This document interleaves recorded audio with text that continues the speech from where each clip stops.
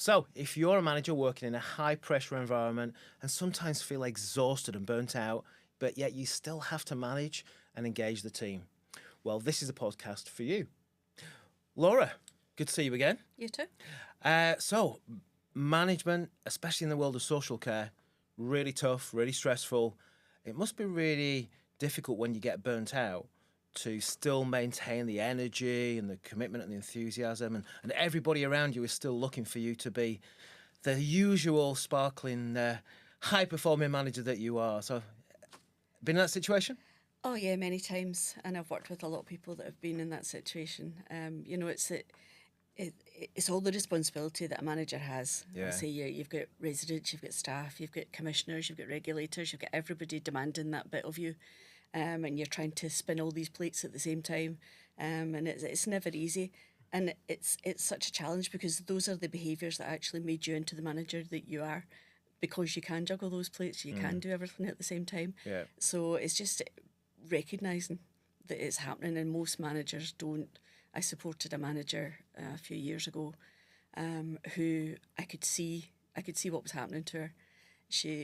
We did a bit of a staff survey, and the survey came back saying, well, we never see the manager. She's always locked in her office. And I thought, set alarm bells ringing. So I went over to see her and spent a bit of time with her. And yeah, she was just completely exhausted, physically and mentally. She just got to the stage where she couldn't see the wood for the trees. So yeah, it's very common. So one of the common, I guess, pitfalls to fall into when you're in that kind of frazzled, burnt-out zone is that you kind of shut the door in terms of the office. So the things that staff used to see, so the open door policy, walking around the home, actually they become a little bit more withdrawn from the team. That's something that you've seen. They do, but on the opposite side, they'll have their door open all the time because there is an open door policy, so they're available to the team the whole time, where they should just make that valuable time for the team rather than just allowing the team to come and go as they please, because they're trying to be everything to everybody, and it's physically impossible. It does catch up with you and you hit the wall. Sure.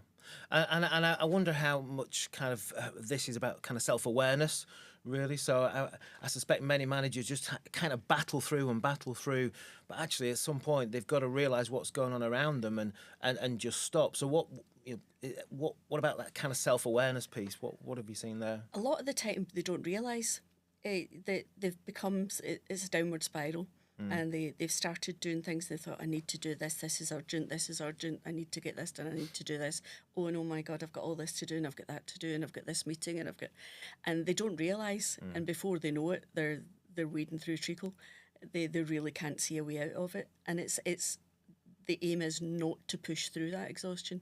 Take a step back and look at, well, do I need to be doing all of this myself? I need to take some time. I'm spending all my time firefighting instead of being proactive.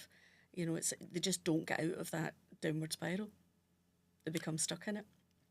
And that must be a real problem, because being a manager full stop is a difficult job. But I know being a manager in social care is particularly difficult because there are lots of different challenges going on around you and lots of different expectations, everybody wanting a piece of you.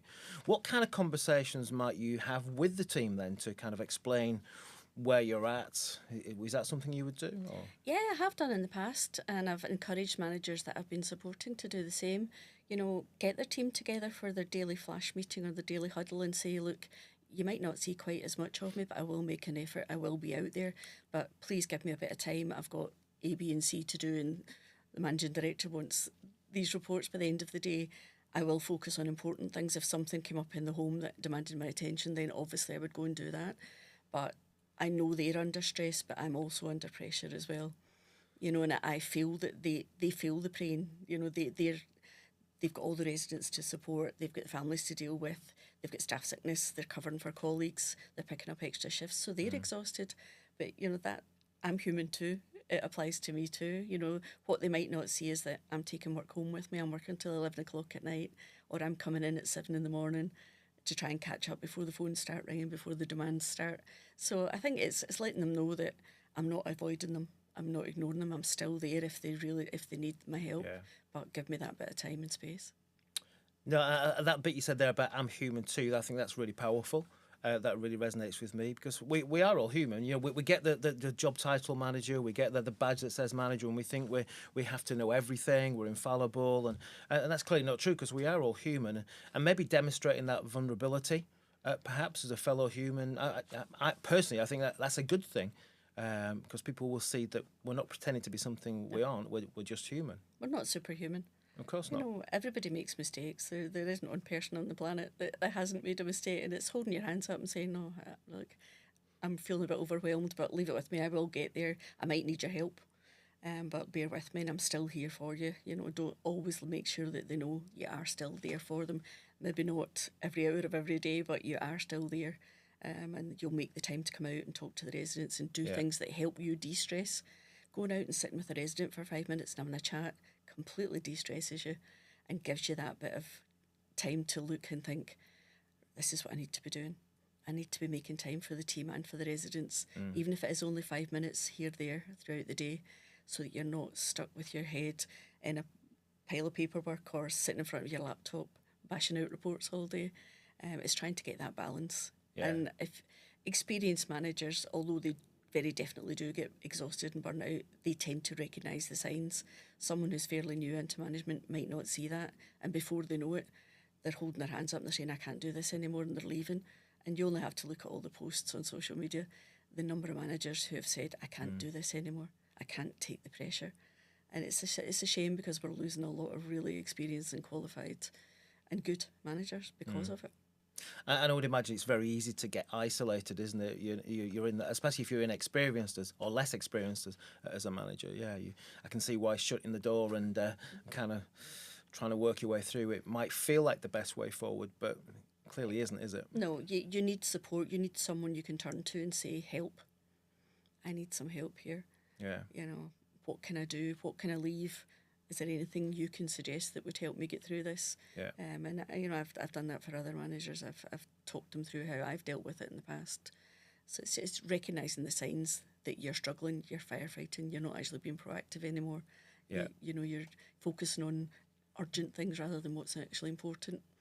Yeah, and I think you're right. I think that initial piece is that self-awareness, recognising that that's the position that you're in, and actually then maybe having the courage to reach out and have those conversations. So think about times. I mean, you're a very experienced, successful manager. You can, you know, you've led some really kind of successful teams and homes over your career. But there will have been times, I'm sure, when you've got to that point and you said, actually, you know, I have kind of reached my maximum right now. So when you have had those conversations with some of those teams, how have they responded to you? Because I think there'll be some people out there thinking, this all sounds great, but I'm not sure whether that's the right thing to do. They might think that I'm not a good manager. I'm not sure if demonstrating vulnerability is a good thing. But maybe you can give us some reassurance that asking for help or being honest about it actually is a good thing. Yeah, I think what I would say is don't ever be afraid to ask for help. None of us is infallible. You know, you need help. We can't do everything for everybody all the time.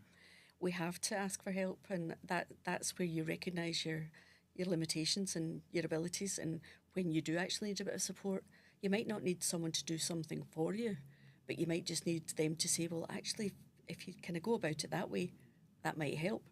It might ease the pressure for you a bit. Yeah. So don't ever be afraid to ask for help. Don't bury your head in the sand and think, I have to do it all myself, because you will fail. And generally, do people kind of accept that and embrace that and support you in the way that you support them? Yeah, I think when I said to the manager that I was supporting, I said, why do you not just pick the phone up or drop me a message and say, look, I'm struggling here, I need some help. She said, I didn't want to look like a failure. I said, but you're not. You're certainly not a failure. You're a good manager. Your team really value your support, and they're missing that at the minute because you feel you have to be stuck in the office completing all these reports and doing all these audits, which in the end mean nothing if it turns out to be a tick box exercise, and your team needs you. So, you know, take a step back, have a look at what you've been doing, and think, actually, that's not working. It's obviously not working because you're struggling. And she did acknowledge the fact, and she said, you know, I'll never ever be afraid to say I'm struggling here, need a bit of help, or I can't do that today. So I guess just to kind of summarise for me, it feels like there's maybe two or three really important things here. What you're saying is, first of all, it's about having a level of self-awareness to realise that you're in that place that you need to do something different. And then the second bit is about having that humility or vulnerability to share with others how you feel. Yeah, And be honest about that. absolutely. We're not robots. Sure. And who would want a world full of robots running social care? I certainly wouldn't, that's for sure.